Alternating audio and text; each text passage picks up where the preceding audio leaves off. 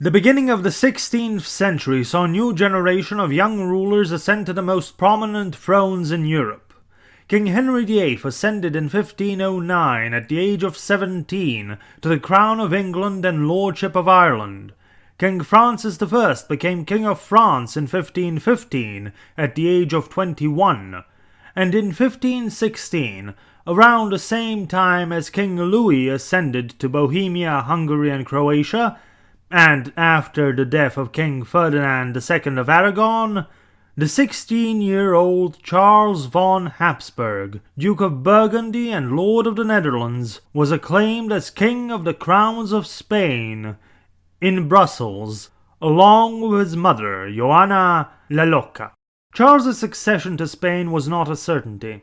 He had never been to the country before inheriting the throne. He was born and raised in Burgundy and the Low Countries, areas he ruled over since the death of his father Philip in 1506. Many among the Spanish estates resented the idea of a foreign king, preferring either his mother, who was deemed to be mentally unstable, or Charles's brother Ferdinand, who was born and raised in Spain. The brothers had not even met until Charles's arrival to claim the Spanish throne in 1517. Upon his arrival, the Spanish estates demanded that Charles dismiss his Flemish advisors. But growing up in Burgundy and the Netherlands, Charles had been educated in the arts of negotiation and compromise with the estates, otherwise known as threats and bribery. Concessions were offered to the various cortes of the Spanish crowns, whose grandees were showered with titles, lucrative positions, and memberships in the Order of the Golden Fleece. And eventually, by 1518, Charles was recognized as King of Spain,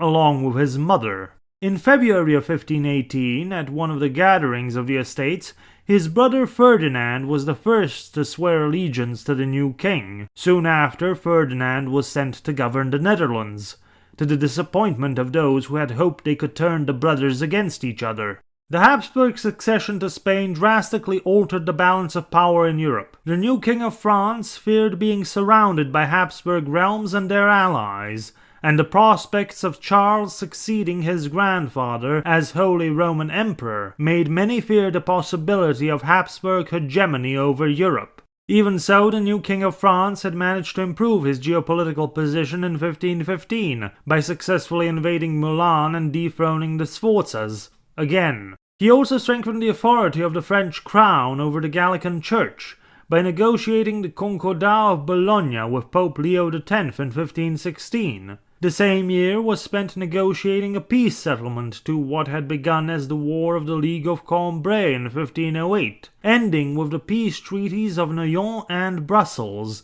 Milan was recognized as belonging to King Francis, Naples to King Charles of Spain, while Brescia and Verona were to be returned to Venice. Well, Verona was not directly returned to Venice. Emperor Maximilian agreed to first give it to Charles of Spain, who gave it to Francis of France, who then gave it to Venice. Where have I seen this before? Venice had survived the War of the League of Cambrai, of which the initial aim had been to destroy its position in northern Italy, with its territories more or less intact, thanks to some clever and desperate diplomacy and a miraculous turn of events. But just as Italy stabilized, the Ottoman Sultan Selim I had conquered Egypt and Syria, and Venetian Middle Eastern trade was effectively finished, at least in previous volumes. The Sultan had nominally allowed the ports of Beirut and Alexandria to remain open for trade, but the centralizing nature of the Ottoman Empire forced merchants to move trade towards Constantinople. The Middle Eastern trade routes had also started to dry up due to the Portuguese redirecting Indian Ocean trade around the Cape, and to add to the problems, Emperor Maximilian had been putting in efforts to redirect German trade away from Venice and towards Antwerp. This situation necessitated a change in Venetian economic strategy, and it refocused away from trade to domestic production, for which the raw materials would be provided from its territories in the terra firma and the Stato da Mar. This change in Venetian economic policy and the Ottoman Wars and increased piracy would also begin the decline of the Adriatic trade, and consequently the decline of the Dalmatian communes. Well, apart from one.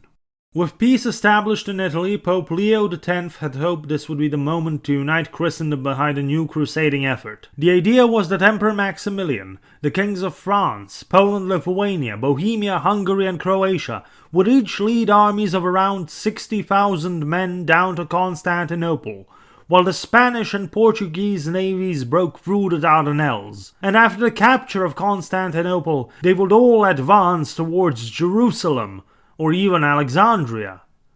The idea was fanciful and unrealistic, but it was part of a response to pleas for aid from the realm of St. Stephen. The Bishop of Modrus had given an impassioned speech at the Lateran Council, reprimanding the Church Fathers for building gilded palaces, while churches were being desecrated and the faithful peasants dragged away into slavery. The bishop warned that if help was not sent, the realm would make an accommodation with the Turk, or that the peasants would rise up and join the enemy. The Gilded Palaces accusation echoed wider reformist sentiments at the Lateran Council.